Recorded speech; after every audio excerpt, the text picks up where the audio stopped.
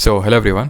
तो इस वीडियो हम लोग जानेंगे एनबीएफसीज़ के बारे में। क्यों जानेंगे? बिकॉज पिछला वाला जो सीडीएस का एग्ज़ाम हुआ था, सीडीएस 2 2022, और जो पिछला सीएपीएफ एसी का एग्ज़ाम हुआ था, उस दोनों एग्ज़ाम में एनबीएफसी से क्वेश्चन आए थे और काफ़ी ज़्यादा न्यूज़ में रहते हैं। ठीक है, तो आगे इसके काफ़ी सारी इंपॉर्टेंट प्रोविजंस है जो आपको पता होना चाहिए, जिस पे क्वेश्चन घुमा घुमा के, स्टेटमेंट घुमा घुमा के वो क्वेश्चन पूछ सकता है।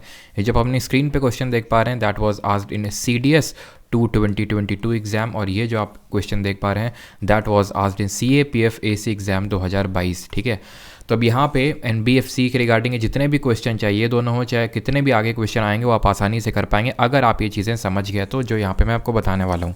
तो यहाँ पे हम लोग कर रहे हैं थीम बेस्ड लेक्चर, और थीम बेस्ड लेक्चर में हम लोग का कौन सा नंबर का लेक्चर वो तो मुझे याद नहीं है, लेकिन काफ़ी सारे जो हम लोग कर चुके हैं प्लेलिस्ट में एडेड है, वो आप देख सकते हैं। और ये चीज़ें सप्लीमेंट करिए जो हम लोग की सुबह 10 बजे एमसीक्यू सीरीज़ चल रही है, जिसमें हम 1000 एमसीक्यूज़ को टारगेट कर रहे हैं। And very very thank you to all जो लोग ये बोल रहे हैं कि सर इससे बहुत ज़्यादा हेल्प मिल रहा है हमें।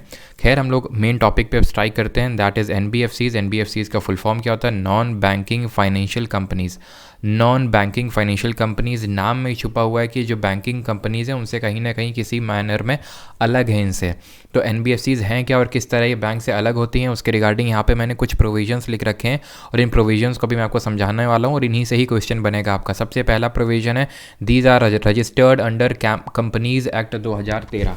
जो कंपनीज एक्ट 2013 का है उसके अंडर रजिस्टर्ड होते हैं। अब यहाँ पे आप एक और स्टेटमेंट कहीं कहीं पे देखोगे, कोई आपसे बोलेगा या फिर आप कहीं पे सुनोगे कि ये कंपनीज एक्ट जो 1956 का है उसके अंडर में रजिस्टर्ड है, तो कंफ्यूज मत होइएगा, बिकॉज जो कंपनीज एक्ट है 1957 अब ये रिपील हो चुका है, और ये अनाउंस किया था आपका जो मिनिस्ट्री ऑफ कॉरपोरेट अफेयर्स है कि भाई फ्रॉम द जनवरी ऑनवर्ड्स अब आपका कंपनीज एक्ट जो 1956 है वो रिपील हो गया है, उसके स्थान पे कंपनीज एक्ट 2013 आ चुका है। तो नॉन बैंकिंग फाइनेंशियल कंपनीज जो हैं कंपनीज एक्ट 2013 के अंडर रजिस्टर्ड होती हैं, और जो आपकी बैंक्स होती हैं वो बैंकिंग रेगुलेशन एक्ट है जो 1949 का, उसके अंडर में वो रजिस्टर्ड होती हैं। क्लियर है? तो ये डिफरेंस है आपका।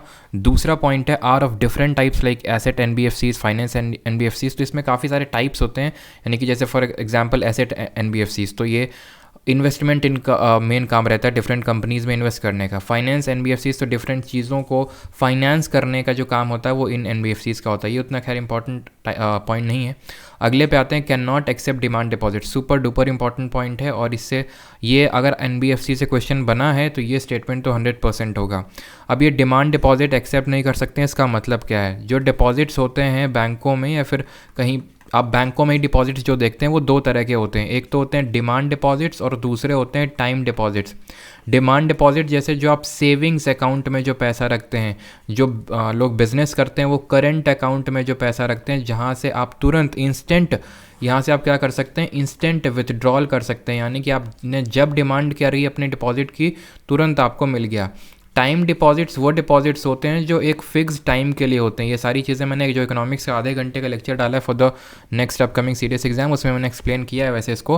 तो फिक्स्ड ये आपके होते हैं फॉर अ लिमिटेड टाइम, जैसे और फॉर अ पर्टिकुलर टाइम, कि जैसे आप एफडी करवाते हैं, फिक्स डिपॉजिट, जिसको इसका सबसे बेस्ट एग्जाम्पल है कि इतने टाइम के लिए 4 साल के लिए मैंने एफडी कराई, 10 साल के लिए एफडी कराई। अगर उससे पहले आप एफडी तोड़वाते हैं तो उसके लिए आपको कोई चार्ज पे करना होता है।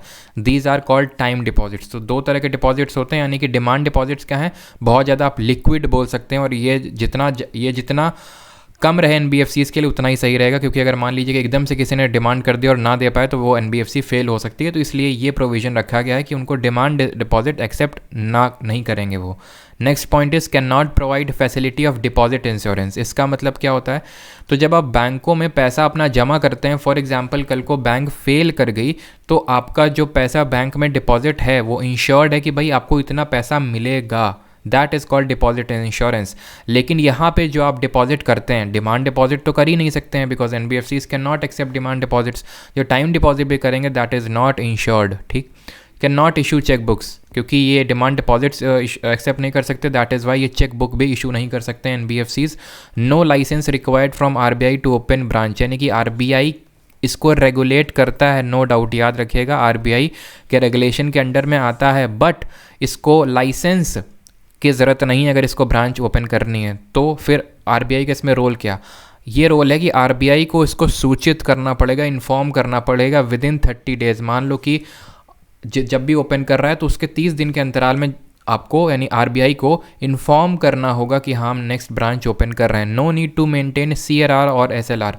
What are CRR and SLR, ये भी मैंने आपको इकोनॉमिक्स के लेक्चर में बताया था। कैश रिजर्व रेशियो या फिर स्टैट्यूटरी लिक्विड रेशियो, कि भाई इतना अमाउंट, जितना अमाउंट आपके पास आ रहा है उसका इतना परसेंट, जितना भी आरबीआई ने सीआरआर और एसएलआर लगा रखा है भाई इतना परसेंट, जितना भी परसेंट, तो उतना परसेंट आपको साइड निकाल के रख लेना, या फिर एक तरह से आरबीआई को दे देना है, ताकि वो एक एज अ बफर एक्ट करे, कुशन एक्ट करे। मान लो एकदम से काफ़ी पैसा, बहुत लोगों ने डिमांड डिपॉजिट जो कर रखा है, एकदम से उन लोगों ने बोल दिया कि भाई अब ये किस लिए किया जाता है, आप खुद ही देखो, ये बैंकों के लिए एप्लीकेबल होता है। आपको सीआरआर और एसएलआर मेंटेन करके रखना है। इसके बारे में डीप में आपको समझना है तो अगर अलग से तो कमेंट सेक्शन में बता दीजिएगा, इसमें अलग से वीडियो बना दूंगा। लेकिन ये बेसिक है क्या फंडा सीआरआर एसएलआर का, कि एकदम से अगर मान लो कि लोगों की डिमांड आ गई कि हमें पैसा दो, तो एटलीस्ट कुछ पैसा होना चाहिए। नहीं तो ऐसा ना हो कि एकदम से ये रूमर फैल जाए कि बैंक के पास पैसा है ही नहीं, बैंक दिवालिया हो गई है, तो उससे और वो चीज़ विशियस साइकिल बन जाएगी। अब ये डिमांड डिपॉजिट एक्सेप्ट ही नहीं करते हैं, तो इनके लिए सीआरआर और एसएलआर का मतलब ही क्या, clear. And they can do P2P lending, यानी कि पीयर टू पीयर लेंडिंग कर सकते हैं, या फिर जिसको हम को लेंडिंग भी बोलते हैं, यानी एक एनबीएफसी दूसरे एनबीएफसी को पैसा दे सकता है, दूसरे से ले सकता है। That is called peer to peer और को लेंडिंग। इसका सबसे बेस्ट एग्जाम्पल है एनबीएफसी का आपका पेटीएम एंटरटेनमेंट, ठीक है, पेटीएम एंटरटेनमेंट। अब बस इतने ही आपको चीज़ें, जैसे आईडीबीआई भी हो गया आपका, तो बस इतनी ही चीज़ें आपको इसमें याद रखनी है। अब आप क्वेश्चन को अटेम्प्ट करिए।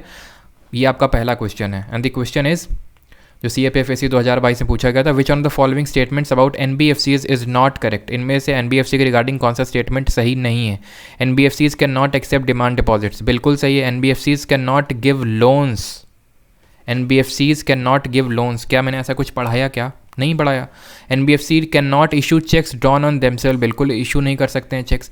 NBFCs can not offer deposit insurance facility, अभी बताया डिपॉजिट में वो इंश्योरेंस नहीं मिलता NBFCs में। बचा क्या? NBFCs can not give loans, ये गलत है, because NBFCs can give loans, भले थोड़ी सर्टेन कैपिंग लगी है उसमें, लेकिन दे कैन गिव लोन्स। तो जो आपने पढ़ा है उस पर भरोसा दिखाइए, कि अगर ये नहीं पढ़ा है तो मतलब यही गलत होगा, बाकी ये तो हम अभी पढ़ के ही आ रहे हैं तो ये सही है, और अगर ACD सही है तो B वाला ही गलत होगा। फिर अगले क्वेश्चन पे आते हैं। A non banking financial company can not, एक NBFC क्या नहीं कर सकती है? लोन नहीं दे सकती है, देख रहे हैं वही सेम चीज़ें आ रही हैं। लोन नहीं दे सकती है, लोन नहीं दे सकती है, इन्वेस्टमेंट नहीं कर सकती है, बैंक से बोरो नहीं कर सकती है, या फिर it can not seek demand deposit from public and can not issue cheque. तो इसका आंसर क्या होगा? अभी हमने देखा कि ये seek demand deposits from public and can not issue cheques, क्योंकि NBFC लोन तो दे सकता है ना। ये क्या बोल रहा है?